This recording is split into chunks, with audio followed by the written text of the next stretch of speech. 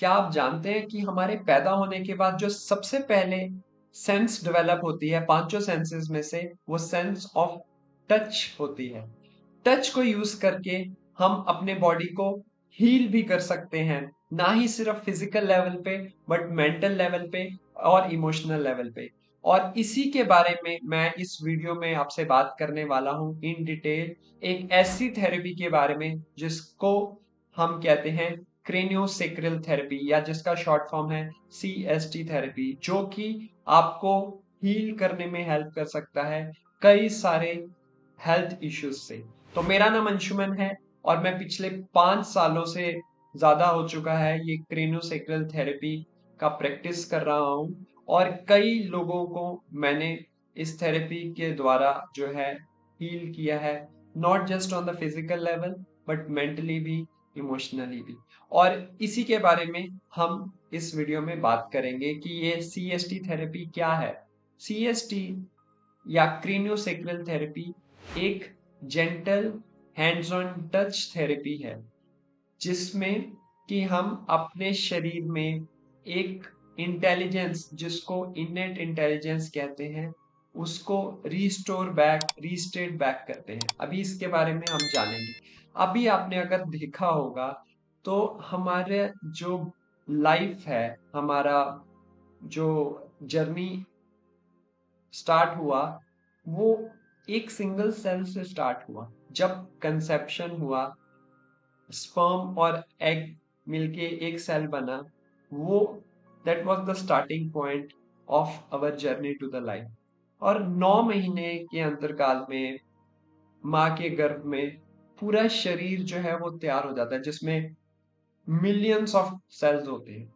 अब आपने कभी गौर करके देखा या कभी सोचा है कि कैसे एक सेल से पूरा शरीर इतनी परफेक्शन के साथ तैयार हो जाता है कि देखिए, आंख की जगह आंख, नाक की जगह नाक, कान की जगह कान, उंगलियों की जगह उंगली, हर चीज इतनी प्रिसीजन के साथ, इतनी परफेक्शन के साथ डेवलप होती है, वो भी सिर्फ 9 महीने में।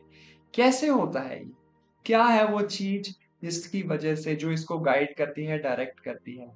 इसको हम कहते हैं इननेट इंटेलिजेंस।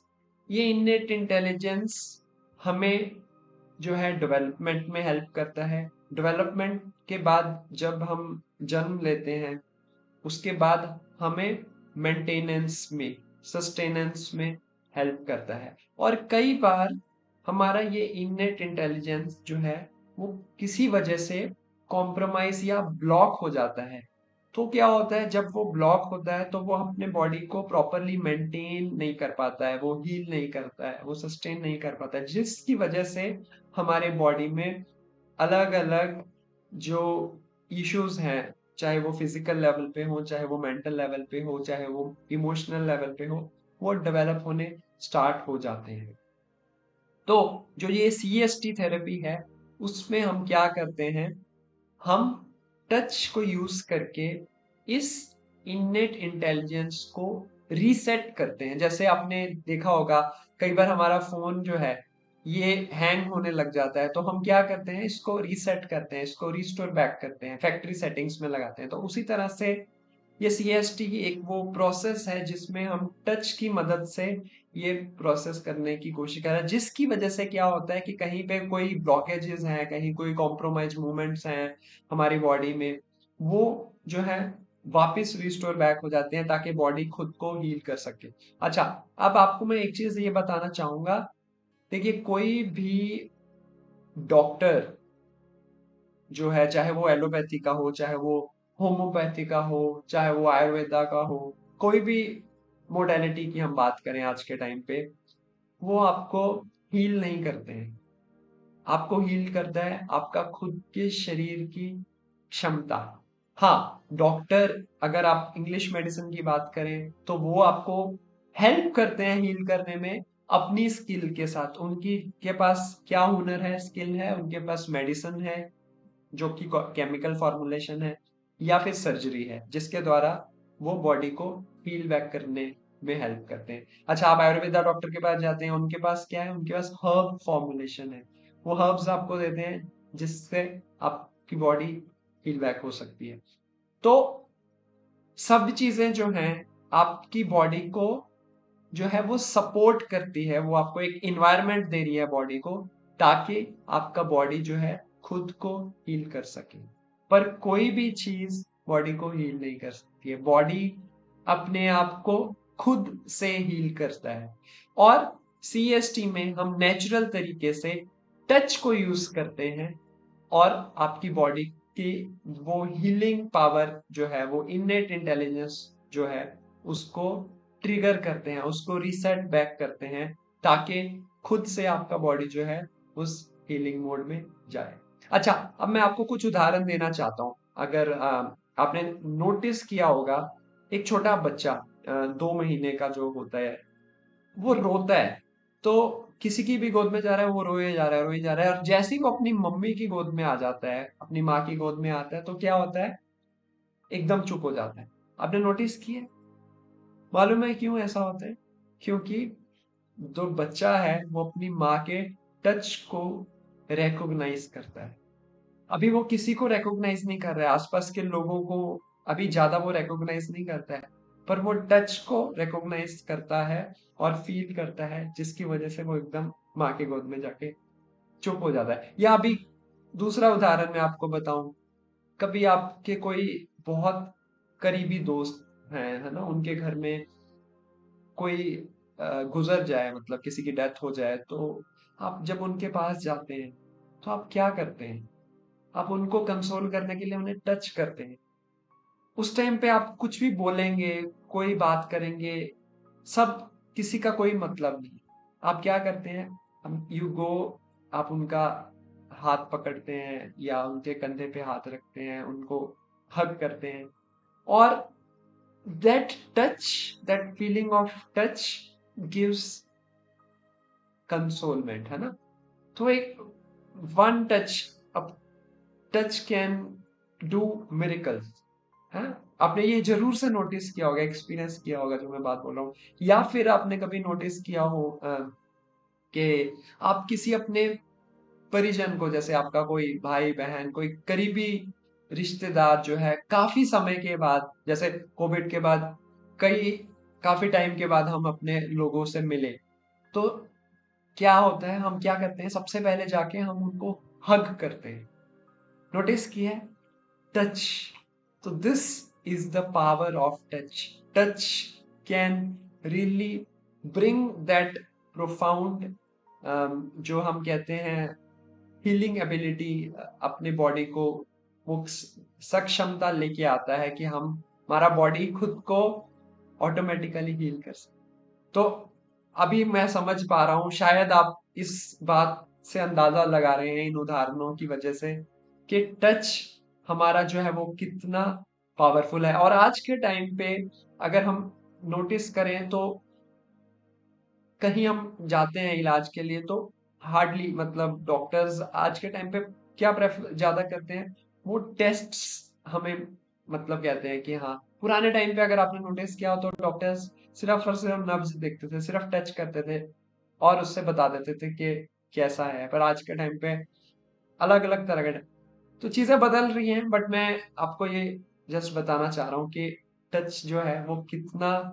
पावरफुल है, जो हमें हेल्प कर सकता है टू हील। और इसको ट्रिगर करने के लिए जो है, आप अगर किसी स्पेशलाइज्ड क्रेनोसेक्रल थेरेपी के पास जाते हैं, तो वो आपके लिए ये एबिलिटी को है जो उजागर कर सकते। तो अभी इसकी थोड़ा हिस्ट्री के बारे में जान लेते हैं। तो इसकी हिस्ट्री जो है, it comes from a branch of science जिसका नाम है ऑस्टियोपैथी। तो हमें जैसे आज के टाइम पे पॉपुलर हीलिंग मोडालिटीज है, होम्योपैथी, एलोपैथी, आयुर्वेदा, नेचुरोपैथी, ये सब मोडालिटीज आज के टाइम पे यहाँ पे पॉपुलर है। तो उसी तरह से एक ब्रांच ऑफ साइंस है जिसका नाम है ऑस्टियोपैथी। तो ऑस्टियोपैथी जिसके फाउंडर रहे थे डॉक्टर एटी स्टिल्स थे, और ऑस्टियोपैथी में से जो ये ब्रांच ऑफ साइंस है, इसका नाम है क्रेनियोसेक्रल थेरेपी, जो निकला, जिसके फाउंडर रहे डॉक्टर विलियम गार्नर सदरलैंड। उन्होंने आज से लगभग 100 सवा 100 साल पहले इस टेक्निक को जो है उजागर किया, डिस्कवर किया और हम तक लेके आए। तो ये बहुत ही प्रोफाउंड टेक्निक है और अभी इंडिया में अगर हम बात करें तो बहुत ही स्टार्टिंग स्टेज में है। पूरे शायद इंडिया की मैं की बात करूं, पूरे एशिया में भी अगर हम बात करें तो शायद एक ही अभी कॉलेज है जो ऑस्टियोपैथी के अंदर डिग्री अभी प्रोवाइड कर रहा है। इसके अलावा अगर हम वेस्ट में जाएं तो वहां पे काफी ये पॉपुलर है, कंपैरेटिवली ज्यादा लोग इसके बारे में, बिकॉज आज के टाइम पे ना लोगों को ये रियलाइज हो गया है कि alternative healing is the way. Because medicine हम जो लेते हैं, केमिकल फॉर्मुलेशन हम जो लेते हैं, उसके कहीं ना कहीं साइड इफेक्ट हैं और ये हमने अब रियलाइज कर लिया है, लोगों की अवेयरनेस जो है बढ़ रही है।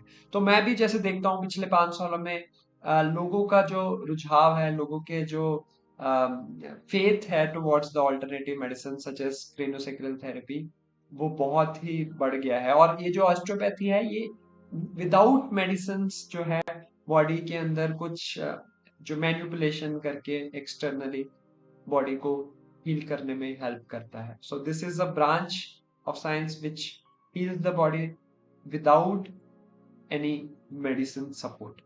तो मेरा अनुभव ऐसा है कि मतलब आई हैव बीन फॉर्चुनेट कि मैं कई लोगों को जो है पिछले 5 सालों में हेल्प कर पाया हूँ to help get them out of their health issue, और फिजिकली भी, मेंटली भी, इमोशनली भी। और काफी डीप एक्सपीरियंसेस कई लोगों के रहे हैं। और कुछ लोगों को तो ऐसे था कि डॉक्टर्स ने रेकमेंड किया था सर्जरी के, या तो सर्जरी करा लीजिए या मेडिसिन खानी पड़ेगी, but some of them have जिनको हीलिंग पूरा हुआ विदाउट एनी सर्जरी, और आज के टाइम पे वो नॉर्मल लाइफ लीड कर रहे हैं। तो ये होल बॉडी अप्रोच है जिसमें हम पूरे बॉडी पे वर्क करते हैं, पूरी बॉडी को जो है हील करते हैं। सिर्फ कोई पर्टिकुलर इशू नहीं, बट ओवरऑल बॉडी का हीलिंग होता है। तो अगर आप इस चीज को एक्सपीरियंस करना है चाहते हैं मेरे साथ, तो नीचे डिस्क्रिप्शन में अंडर दिस वीडियो आपको फॉर्म मिल जाएगा। तो उस फॉर्म को फिल अप करिए, उसमें अपनी डिटेल सारी डाल दीजिए, and then we can connect on for the appointment. और वैसे थोड़ा अपॉइंटमेंट्स एडवांस होती है, बिकॉज लगभग 1 घंटे का सेशन होता है, तो आपको जो है वो प्री बुक करके और एक बार सारा मेडिकल हिस्ट्री का डिस्कशन करके जो है अपॉइंटमेंट मिल सकता है। तो इस वीडियो के नीचे फॉर्म फिल कर दीजिए, एंड आई होप आपको ये वीडियो से कुछ वैल्यू एडिशन मिला होगा और आपको कुछ नया आज पता चला। और इसको अगर आपको लगता है कोई ऐसे लोग हैं जिनको इस चीज की जो है जरूरत है और ये चीज उन्हें हेल्प कर सकती है, इस वीडियो को जरूर उन लोगों के साथ शेयर करें, और चैनल को लाइक करें, सब्सक्राइब करें, ताकि आपको ऐसी यूजफुल इंफॉर्मेशन मिल सके और आप अपनी हेल्थ को, ओवरऑल वेलबींग को जो है वो बेटर बना सकें। तो मिलेंगे नेक्स्ट वीडियो में। Good bye.